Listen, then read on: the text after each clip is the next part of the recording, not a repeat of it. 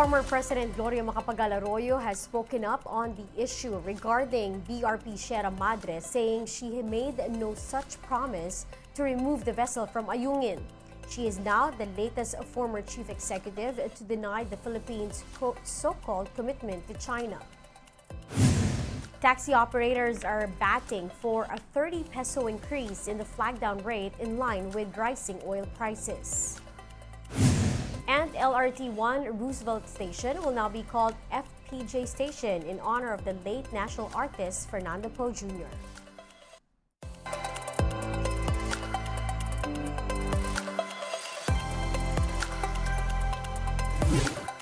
Fast, focused, and fearless. Here's everything you need to know to jumpstart your weekend. I'm Riza Diaz. The Armed Forces of the Philippines is gearing up for its next resupply mission to Ayungin Shoal. AFP spokesperson Colonel Medel Aguilar said they will send essential supplies to troops stationed at the BRP Sierra Madre soon. The vessel serves as the country's outpost in the disputed waters. The AFP did not disclose any other details on the mission for security, but the Philippine Coast Guard said it is ready to deploy bigger vessels to escort supply boats. This exercise of our sovereign rights and jurisdiction is a testament to the firm belief in the rules-based international order that underpins regional peace and stability. The RORE mission to the shoal is a clear demonstration of our resolve to stand up against threats and coercion and our commitment in upholding the rule of law. Meanwhile, Aguilar warned Beijing not to interfere in the next resupply mission. Earlier this month, China fired water cannons at Philippine vessels, putting the maritime dispute at the center of international attention. I have a special message to the China Coast Guard for them to behave. They should not do any action that will endanger people's lives. They should not interfere in our RORE mission. Meanwhile, former President Gloria Macapagal-Arroyo has denied making any promise to remove the BRP Sierra Madre from Ayungin Shoal.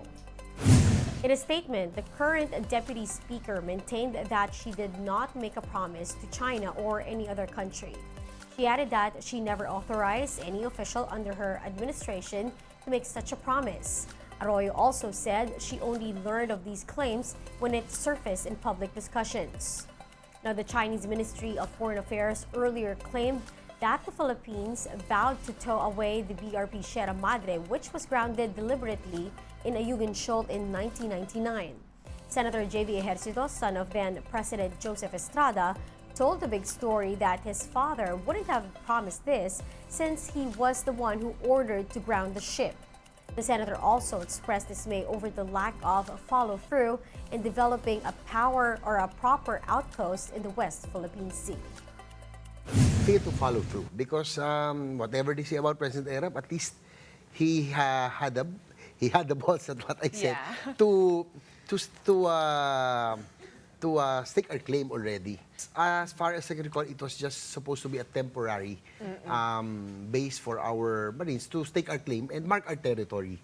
But unfortunately, as I said, the administrations that followed didn't follow through anymore. By now, we should have had our permanent base already.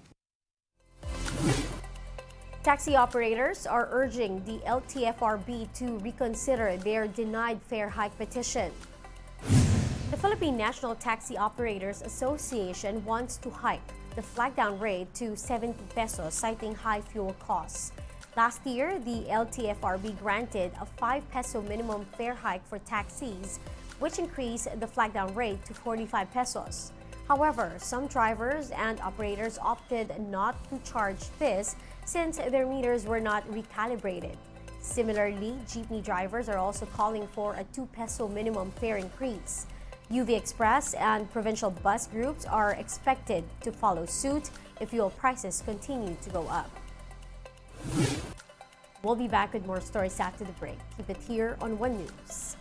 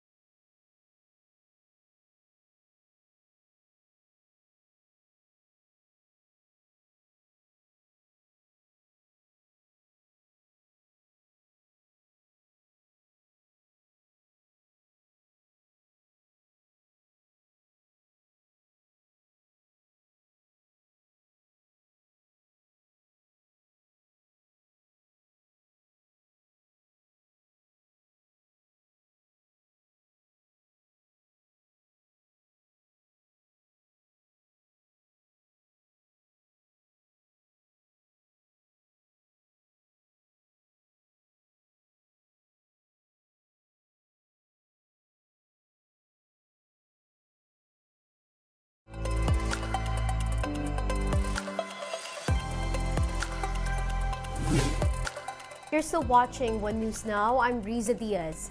The Commission on Elections conducted voting simulations in NCR malls in preparation for the upcoming barangay and Sangguniang Kabataan elections. COMELEC is expecting some 350,000 voters to cast their votes in shopping malls. The poll body also assured that security measures are in place and that their preparations are almost done. The malls will serve as voting centers on October 30. 7 in Metro Manila, 2 in Cebu, and 1 in Legazpi, Albay. Wala namang elevator sa mga eskwelahan, di ba? Number 1. Number 2, pagpasok natin dito lahat kahit paano, konbinyente kasi malamig. Masyadong maluwag ang espasyo. At the same time, alam mo rin na secure yung mga botante. Dapat yung mall ay hindi pag-aari ng isang political family o ng isang politician. Meanwhile, COMELEC Chairman George Garcia said over 90 million ballots have already been printed, but they still need to iron out one detail, the Makati-Taguig issue. Up to now, it's still unclear where candidates from affected barangays will file their certificate of candidacy. Now, filing of COCs will be from August 28 to September 2. Ang aasahan nyo na lang na kung magre-reprint man, ay kung sakaling yun ang desisyon namin na ang 10 barangays ay dapat sa Taguig sapagkat sa kasalukuyan ang lahat ng balota ng 10 barangays ang naka-reflect ay Makati City. Starting today, LRT1's Roosevelt Station will now be called FPJ Station. Senators Grace Poe and Lito Lapid, as well as former Senate President Tito Soto, will lead the renaming ceremony. Transportation Secretary Jaime Bautista and some LRT officials will also be present. A new marker bearing FPJ's name will also be unveiled. This change is in accordance to the Republic Act number 11608, which renamed Roosevelt Avenue in Quezon City to FPJ Avenue. The event will showcase a pop-up exhibit featuring FPJ, who was declared a national artist in 2012. And those are the top stories of the hour. Join us later at 9 in the morning as we continue to monitor the day's biggest stories. I'm Riza Diaz. We are One News.